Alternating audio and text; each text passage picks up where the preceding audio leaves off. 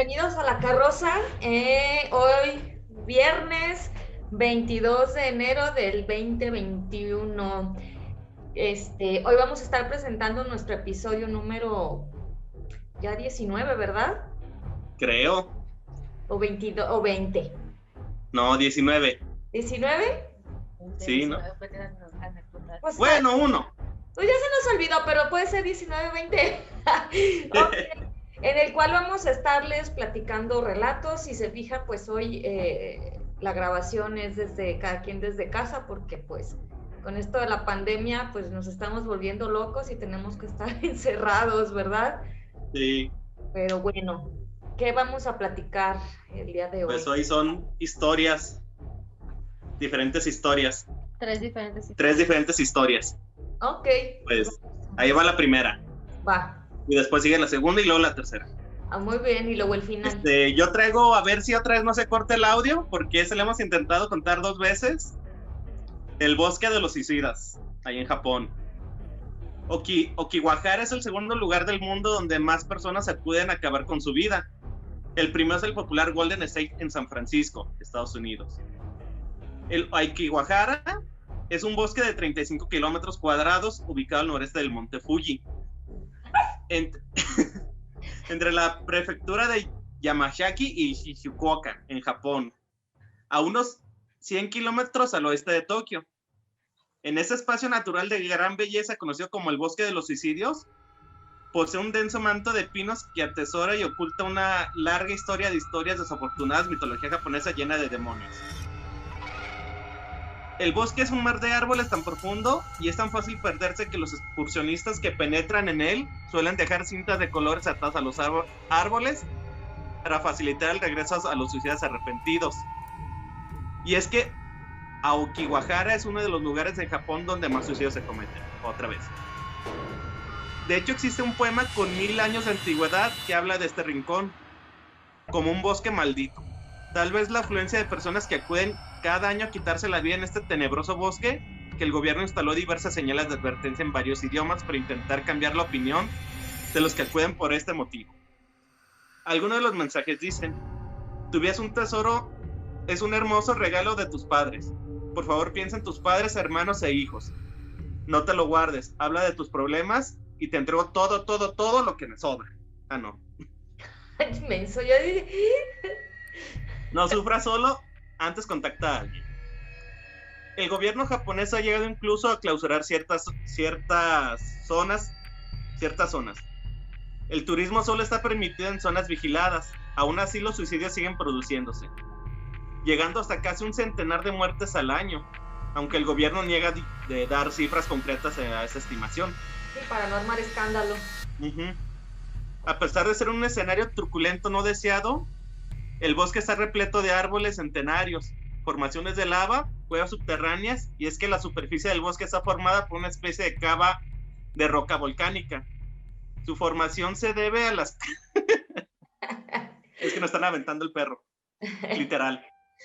La formación se debe a que las corrientes de lava de las repetidas erupciones del monte Fuji durante los años 800 y 1083, siendo la erupción del año 864, que duró 10 días, la que contribuyó a crear lo que hoy conocemos como el Okiwahara.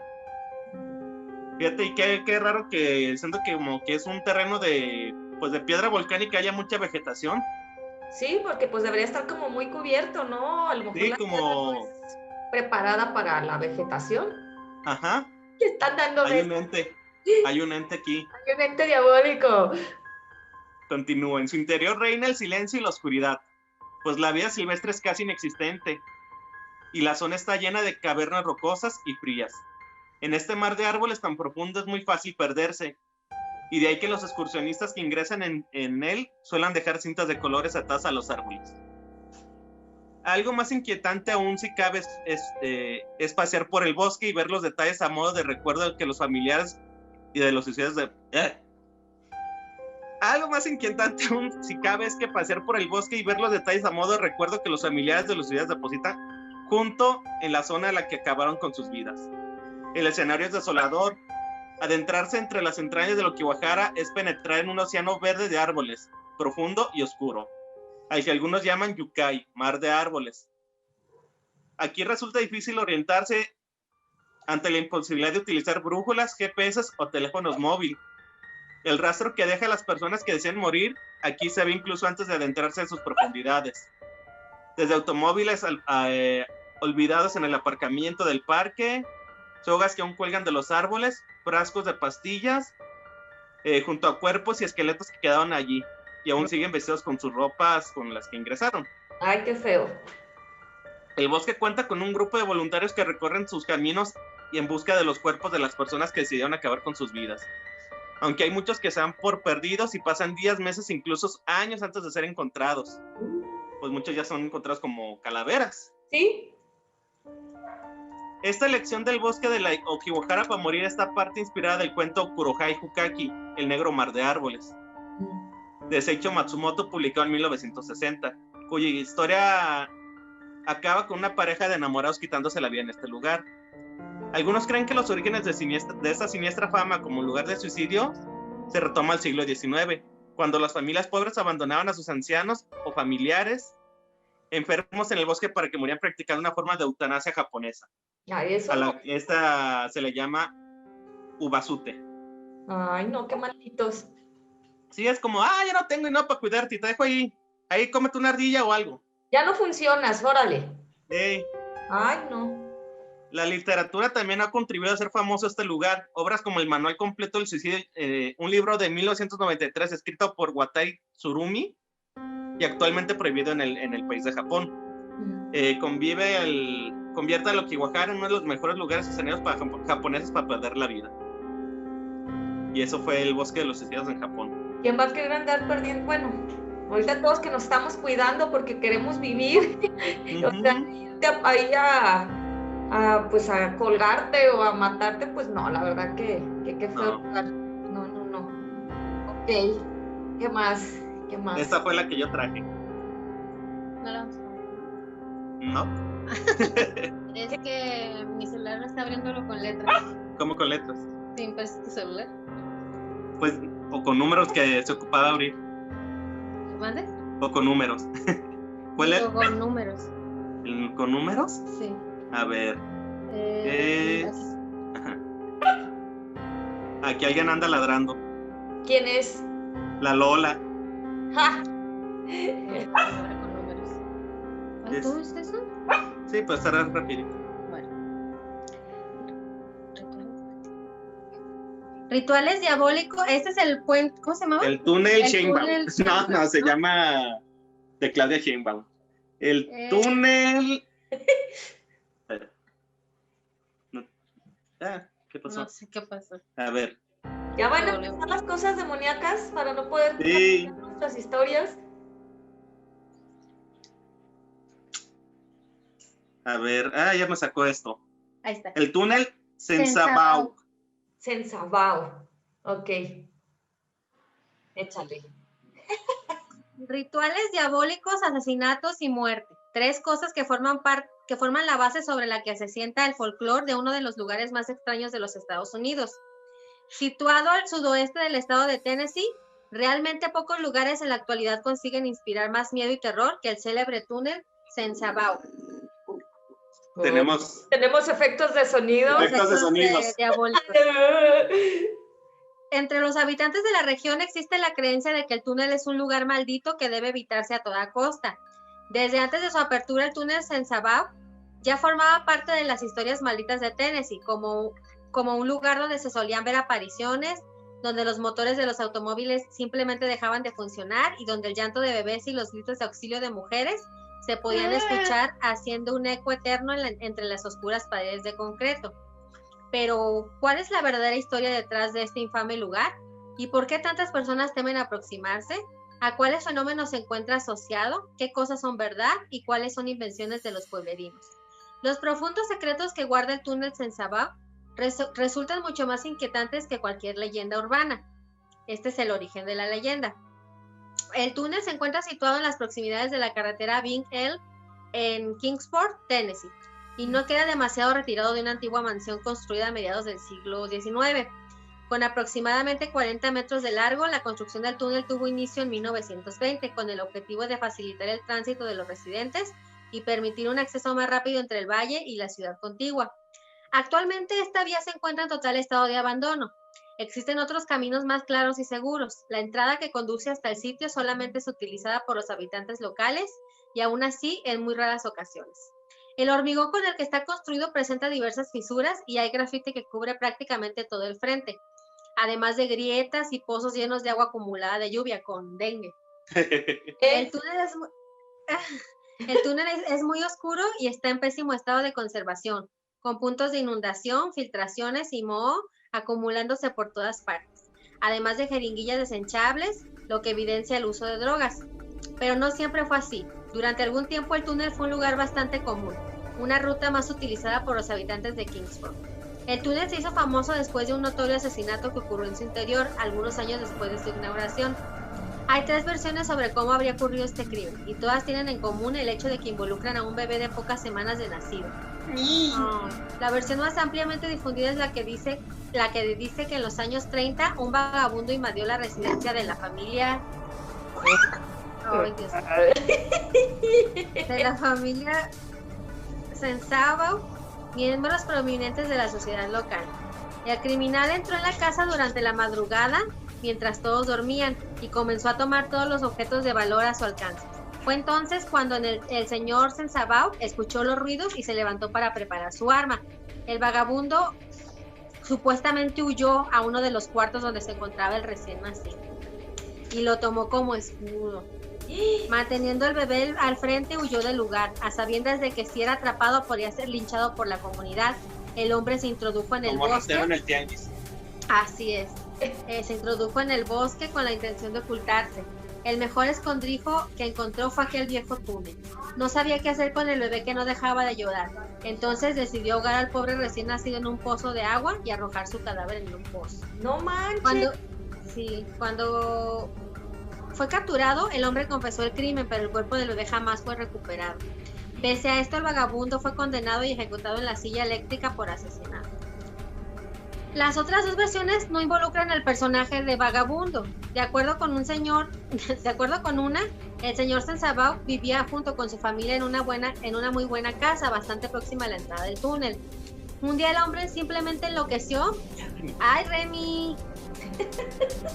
Después de haber perdido todo lo que tenía durante la crisis del 29, lleno de deudas y a punto de perder su propiedad, asesinó a toda su familia con un hacha.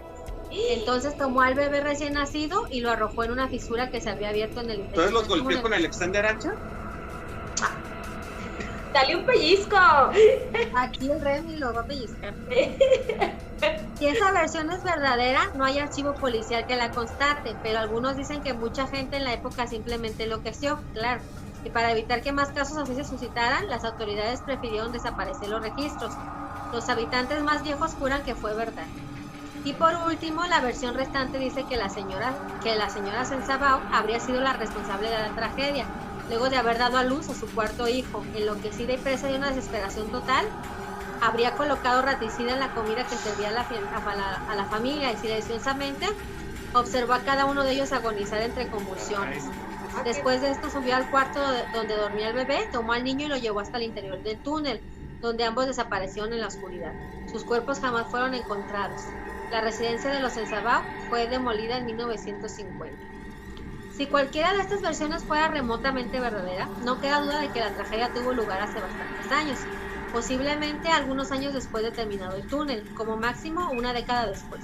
Sea como fuere, la tragedia real o inventada se incorporó de tal manera entre la población que los habitantes de la zona son incapaces de cuestionar su veracidad. Los más supersticiosos creen que el fantasma del bebé habita en el túnel. Dicen que puede ser claramente escuchado llorando de hambre y soledad. Algunas personas tenían el hábito de dejar regalos al bebé, juguetes, chupones y mamilas, pero la costumbre fue desapareciendo con el tiempo. Las historias sobrenaturales comenzaron cuando algunas personas que transitaban en automóvil por el lugar afirmaban escuchar el llanto de un bebé recién nacido. Seguido del llanto se presentaban diversas averías en el auto. Según los rumores, cuando el auto se apagaba misteriosamente en el interior del túnel, era muy difícil volverlo a encender. El sonido del llanto en estos casos se podía escuchar entre los intentos de arrancar el vehículo. Por lo menos 2 viajeros habrían escuchado y descendido para revisar el túnel, creyendo que podría tratarse de un niño perdido. andando entre la oscuridad. Uno de ellos habría perdido el equilibrio, tropezado y caído fracturándose el cráneo en la celda de concreto. Otro había escuchado el sonido investigando y concluido que venía desde un pozo muy estrecho donde no podía entrar. El sujeto volvió hasta Kingsport e intentó conseguir ayuda, pero nadie quiso acompañarlo hasta el túnel. El hombre había sido testigo de algo tan terrible que fue encontrado al día siguiente deambulando, confuso y perturbado por el bosque. Sus cabellos se habían puesto blancos como la nieve. Hay también quien afirma haber escuchado los pasos del señor Sensabau haciendo eco en el túnel y una sombra siniestra surgir de las paredes sosteniendo lo que aparecía un hacha. Un testigo relató que vio el reflejo de un hombre en el espejo retrovisor de su auto, pero apenas volteó. No pudo encontrar nada en el asiento trasero. Luego dice, es otra historia que dice los fantasmas infieles. Entre los años 40 y 50 el túnel era utilizado como un punto de encuentro para los enamorados y amantes que lo utilizaban para encuentros fortuitos donde podían aprovechar el silencio y aislamiento. O sea, lo usaban de... No iban a tener relación. Era motel. Algo. Las jóvenes parejas de enamorados... Pasa el kilómetro 3, ahí por su llave, y usted al kilómetro 9. Las jóvenes parejas de enamorados preocupados por esconder sus relaciones amorosas se valían de la total privacidad ofrecida por aquel sitio y por supuesto las historias de tragedia y fantasmas también servían como combustible para avivar aún más las llamas del peligro y la excitación. Existe por lo menos una historia de tragedia que involucra a una de estas parejas de amantes. Un marido celoso sospechaba que su mujer tenía una aventura y comenzó a vigilar sus salidas a la mitad de la tarde. Un bello día decidió seguirla y ella lo llevó hasta el túnel.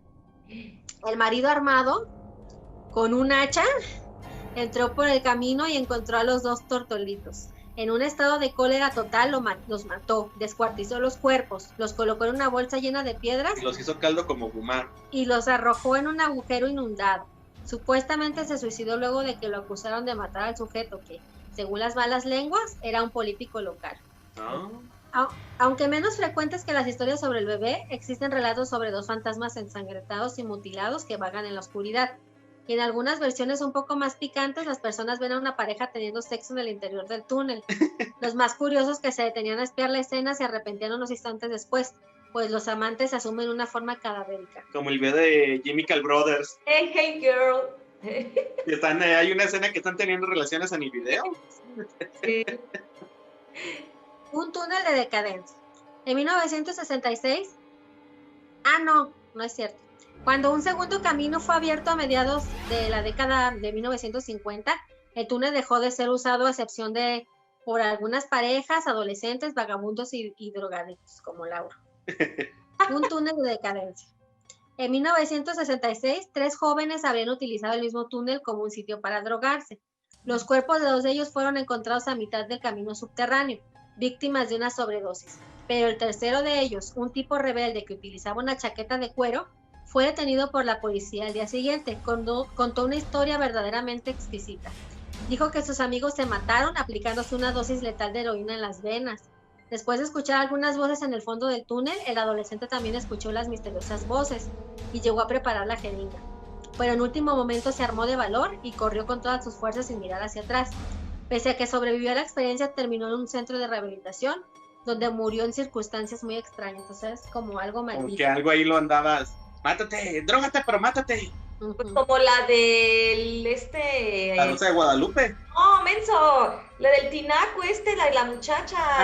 La Elisa Lam. Ajá, o sea, a lo mejor también algo lo estaba cerrando y pues se lo cargó. Años después, en los años 70, otro grupo de adolescentes tuvo la idea de explorar el túnel y llevar a cabo en el interior una ceremonia para contactar con espíritus usando un tablero de Ouija.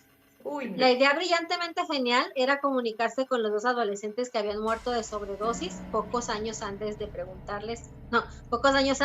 y preguntarles qué había sucedido. La cosa acabó verdaderamente mal, con el tablero recibiendo decenas de mensajes sin sentido que dejaron a los adolescentes aterrorizados. Uno de ellos habría enloquecido de miedo y corriendo a ciegas cayó en una de las fisuras en el suelo. La policía buscó el cuerpo durante varios días, pero jamás lograron corroborar la historia que los otros contaron. El fiscal del distrito del condado de Kingsport llegó a procesar a los involucrados, creyendo que estaban relacionados de alguna forma con el desaparecimiento, pero el caso fue cerrado debido a la falta de evidencia. En la década de los 80 hubo una explosión de historias absurdas sobre sectas satánicas y misas negras a lo largo y ancho de los Estados Unidos, un fenómeno que provocó histeria colectiva y que perduró hasta inicios de los años de 1990. Y el pánico satánico. ¿El pánico satánico? La de Remy. ¿Eh? La cara de Remy. Ah, sí, anda aquí participando. Está bien chistoso. De forma repentina, el país parecía estar bajo el ataque de seguidores satánicos dispuestos a realizar sacrificios. Pese a lo que se creía en la época, la gran mayoría de estos cultos satánicos no pasaba de fraudes exagerados por los medios de comunicación o de grupos de alborotadores con un interés mínimo en el culto, pero sin vocación real.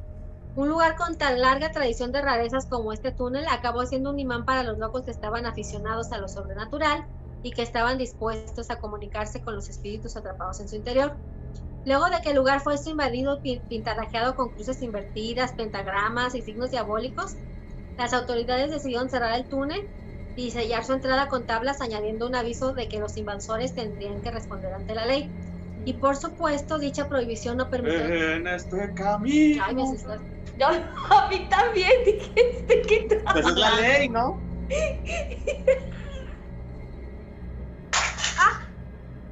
Se cayó el control. Bueno, ahorita lo... ¡Qué miedo! ¿Por qué se cayó? Pues es que está en el ya, esto tiene explicación. Y por supuesto. ¿Dónde estoy? Y por supuesto, dicha prohibición no permitió que ocasionalmente alguien decidiera adentrarse en el túnel, encender velas negras y contar con toda ventaja que había visto fantasmas, espíritus y hasta demonios. Una de las leyendas que tomaron forma en esta época tiene que ver con las extrañas grietas en el concreto. Según algunos, estas profundas fallas serían una entrada hacia el propio infierno, y a través de estas los horrores del inframundo habrían llegado hasta la superficie para crear todo tipo de tragedias. La última noticia curiosa que se tiene del túnel Sensabau es sobre una grabación de un episodio para un programa de televisión sobre los lugares más encantados de los Estados Unidos. Un grupo de especialistas de lo sobrenatural consiguió permiso para ingresar al túnel, donde captaron la presencia de los fantasmas que habitan en el lugar, pero ninguno de los intentos de hacer contacto resultó con éxito. Pese al aparente fracaso, la exposición en el medio avivó nuevamente la curiosidad sobre el lugar, que fue considerado, según encuestas recientes, uno de los más encantados del país. Tiene una larga tradición, una larga historia. Pues pasaban muchas cosas. Sí, pues Alexander Hacha, La Ley, mucha música. Chainbound. Los Chemical Brothers. Ay, no, el perro, qué cura. Está así como bien divertido. Ok, de esa sería todo, ¿verdad? Sí. Bueno, yo les voy a platicar una historia, la historia de Charlie McCarthy, ¿sí? Ha sido un hermano perdido de Paul McCartney. McCartney, este es McCarthy. Más bien de Lisa McCarthy, una que hace películas. Ok, la historia de Charlie McCarthy ha sido un misterio para muchos y permanece dentro de las historias más escalofriantes de Estados Unidos. Corría el año de 1920 y llegó al sur del país un nuevo espectáculo que rápidamente cautivó a la audiencia y en muy poco tiempo se hizo muy famoso. Se trataba de un show de ventriculismo que admiraba y a la vez aterraba a todos los que iban a verlo. El acto de McCarthy era bastante sencillo, ya que utilizaba nada más a un solo personaje durante la función, el muñeco Edgar, y en él se concentraban todas las miradas, aunque no por mucho tiempo. Edgar representaba a un niño de 8 a 9 años, de complexión más bien regordeta. Sus rasgos eran demasiado expresivos, sus manos demasiado reales y su tamaño no era del porte promedio del resto de los muñecos usados para el arte del ventriloquismo. Ventriculismo, sino que era bastante más alto. Y aunque sus ojos eran de madera, como los de cualquier otro muñeco, había algo de tristeza y maldad en ellos, que hacía que la gente dejara de mirarlo rápidamente. O sea, intimidaba, ¿no? El muñeco. A todo lo anterior se sumaba que McCarthy era un verdadero maestro de su arte y nadie podía notar ni el más mínimo movimiento de sus labios, por lo que el público comenzó a denunciar al artista de brujería. Pues es que en esos años más, ¿no? Sí, todo era brujería. Todo era brujería. Y pidieron a sus hijos asistieran al show. La gente estaba convencida de que el muñeco estaba poseído por alguna entidad demoníaca. Otro de los elementos que sumaron al mito de Charlie McCarthy fue el celo con el que se cuidaba a su muñeco. A pesar de ser un sujeto muy amigable, alegre y comprometido con su audiencia, no permitía que bajo ninguna circunstancia se acercaran a Edgar. Ni siquiera el personal de los teatros en los que trabajaba. Solo él podía sacarlo, tocarlo y guardarlo en su caja. Nadie más. De esta forma, McCarthy se convirtió en un hombre temido, odiado, a la vez que amado por los aficionados a la magia. Una noche después de su show, los trabajadores se acercaron al camerino para avisarle que el teatro ya estaba cerrado y que debía retirarse, pero nadie contestó al llamado. Esperaron media hora y luego fueron a buscar a la policía, ya que no se atrevieron a entrar al lugar. No, pues les iba a meter una gritiza como el Tuca. Bien. Cuando la policía llegó y forzó la puerta, todos quedaron sorprendidos con lo que vieron. McCarthy estaba tendido en el piso, estaba muerto y con el cuello destrozado. A su alrededor, un charco de sangre decoraba espeluznantemente el entorno del cadáver. Los trabajadores contaron más tarde que se centraron en buscar al muñeco, pensando que el móvil del asesinato podría haber sido el robar el muñeco. Pero cuando abrieron la caja, lo que encontraron fue todavía más escabroso. El muñeco seguía ahí. Estaba guardado boca arriba con una mirada escalofriante. Los efectivos policiales sintieron temor de tocarlo, pero debían continuar con el procedimiento. Cuando llegó la diligencia criminalística, lo sacaron de su caja, lo examinaron y al observar los detalles se dieron cuenta de que se trataba del cadáver de un niño de verdad. Porque olía asesina, ¿no? A carne seca. Ay, no, pues a semefo, ay, qué horror. Ya que en la parte anterior de sus dedos había huellas dactilares. Su cara, para ocultar la palidez de sus facciones, estaba envuelta y tapada con una máscara de látex. Nunca se supo qué hizo McCarthy para conservar también al cadáver. Es completamente inexplicable hasta el día de hoy. Sin embargo, el ventrículo se llevó el secreto a la tumba. Tampoco se sabe bien la historia ni la identidad del niño, pero se especula que era su propio hijo y que frente al dolor que sintió por su pérdida, no fue capaz de enterrar al niño y que por esta razón lo conservó y lo incluyó en su show para tenerlo junto a él sin asumir completamente que su hijo ya no estaba. Imagínense cómo lo arregló para poder meterle la mano. Sí. ¿Por dónde metió la mano? ¿Ventrículo? La metió por el... por el culo. Ajá. Imagínate, o sea, cómo lo pudo haber trabajado el cuerpo de una persona real para poder pues usarlo. Pues sacarle todo lo de aquí, la menudencia. Pues sí, pero ¿cómo conservar todo lo demás? ¿Cómo habrá sido alcohol o sal? Formol. Algo preparado especial para que el cuerpo... Tonalla. Ay, no, qué horrible, qué feo. No. Sí, está muy... Ay, ¿cómo se dice? ¿Grotesco? Grotesco. Sí, como feo. No. Pues como el que contamos de qué, Molosky. Las muñecas. El Anatoly Moskin. Ese, ya te iba a decir de Lebowski. El Lebowski. Aquí está el títere Remy. Títere, muy bien. El títere Remy, aquí lo estamos moviendo, pero este sí tiene cosas. ¡Ay, Remy! Ok, ¿tienen alguna otra historia para contar? Pues una muy chiquita. A ver. Hace poco escuché que había un panteón en el DF, que es el Panteón de Dolores, Ey. que era muy conocido por el turismo oscuro, lo que se le llama de leyendas y todo eso. Pero cuando quise investigar como más como relatos, encontraba los mismos. Ajá. Pero aquí encontré algunas historias cortitas, a ver si quieren. ¿Sí? Este es un testimonio de personas que viven entre los muertos. Arturo Rodríguez trabaja desde hace 27 años como vigilante, tanto como en el día como en la noche. Durante ese tiempo se ha encontrado con gente que acude al panteón a enterrar o dejar cosas, como fotografías amarradas con listones o alfileres, los dichosos amarres.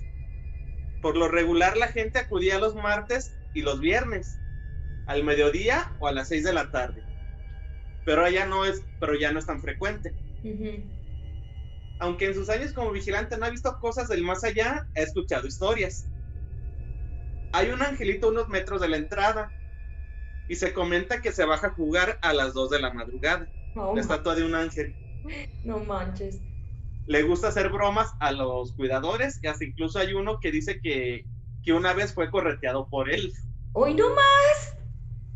Sí, dice que lo que es así, me lo encontré varias veces, que pues que el angelito bajó el guardia a ver y que lo vio y que lo correteó. Ay, qué feo, qué miedo. Otra de las historias dice que uno de los hijos de los veladores aseguró ser golpeado por él con una vara de un árbol. De tan angelito, Para demostrar que no estaba mintiendo, se quitó la playera mostrando en su espalda 2 marcas de 2 varazos. Varios vigilantes platican que mientras veían la televisión salió la antena disparada. De estar viéndose ahí, ¡pum! Existen otros rumores sobre el monumento de un soldado que se encuentra cerca de de las bardas del panteón, el cual dicen que a las 12 de la noche se baja marchando. Hay más bien como que las esculturas son las poseídas. Sin embargo, él no ha escuchado ni visto nada. Ey. Y aquí un poquito más de la historia de esa escultura. El soldado que cuida el Panteón Civil de Dolores. En la Ciudad de México realmente nadie sabe quién fue ni cómo murió el soldado Figueroa. Pero ahora su fantasma es el más famoso del Panteón Civil de Dolores y forma parte de esta lista de famosas leyendas de panteones. Los vigilantes dicen que al llegar a la medianoche se escuchan los marciales pasos con los que sale de su tumba para hacer su ronda. Durante varios minutos recorre los pasillos del antiguo cementerio. Hay quienes aseguran haberlo visto, vestido aún con su uniforme, botas altas y lustrosas, y un fusil al hombro. Ay, no. O sea, aparte armado. Dice la leyenda que si en su camino se topa con alguien, alguno de los vigilantes generalmente se acerca y le grita que se aleje de inmediato. El soldado va y te grita que te vayas. El general te grita. Ajá. Ah. Después da la media vuelta y se va marchando para seguir cumpliendo con su deber de cuidar el panteón. No más. Otra de las historias que hice del el velador dice que uno de sus compañeros le dieron una nalgada en las escaleras de la administración del panteón y al voltear no había nadie. Alguien ahí, un fantasma jocosón. Bien jocoso. Los veladores aseguran que por las noches han escuchado voces de niños llorando o jugando y al salir no ven a nadie. En una ocasión el programa Extra Normal se logra escuchar como un niño dice hola y adiós en 2 ocasiones. Ah, sí, creo que sí lo vi. Dicen que la sección de los panaderos, se le conoce así, es la que se siente como con más pesadez. ¿Panaderos? Ajá, es que está como en secciones, de repente está como la sección de los panaderos, la sección de los mariachis, la sección de los músicos. Dicen que es donde se siente como más pesadez, pero no encontré historias, más bien como que nomás se siente como mucha... La vibra. Ajá, una vibra rara que te están viendo. Ay, no, qué feo. Oye, estaría... Eso fue lo que encontré de ese panteón. Quise buscar más, pero no, me salían las mismas, el soldado y el angelito. Ay, estaría padre. Hay mucha leyenda urbana ya ahí yendo a la Ciudad de México. Sí, pues sí, sería padre ir a visitar ese panteón, ¿verdad? Ay, ya fuiste éxito mundial. Ajá. Ya eres éxito, Rey. Y la Lola también, la productora. Sí, está casi dormida, tirada, fulminada. Mira. Bueno, pues entonces cerramos el episodio. Sí. Bueno, este fue el episodio de relatos, así random, ahora sí, varios relatos que por ahí encontramos interesantes para compartir. Y pues, algo que quieran agregar. Que se sigan cuidando, pónganse el cubrebocas, Por favor. que se mejore ahí nuestros dos enfermitas, nuestra mamá y nuestra hermana, Nana, que ahí nos colabora. Y que no sean covidiotas y eviten sus reuniones, que habrá tiempo para todo. Ya habrá tiempo, te digo, obviamente, ahorita tenemos que valorar más nuestra vida. Entonces, Ajá. yo creo que Si ya tenemos un año, que no aguantemos poquito más. ¿Eh? Si ya tenemos un año encerrados, que no aguantemos poquito más. Exactamente. Que aguantases 22 años soltero, ¿por cómo no te vas a aguantar un año encerrado? Sí, o sea, pues ojalá todos los que tengo, pues amigos, mamás de amigos, malitos, pues yo espero salgan adelante de esta enfermedad, que no pase nada, algo irreparable, y pues ojalá pues que todo termine pronto y que pues todos ustedes se cuiden, y pues estamos aquí pues siguiendo grabando para entretener un poquito este encierro de todas las personas, ¿sí? Pues bueno, esto fue todo. Nos vemos para el siguiente. El siguiente. Adiós. Adiós.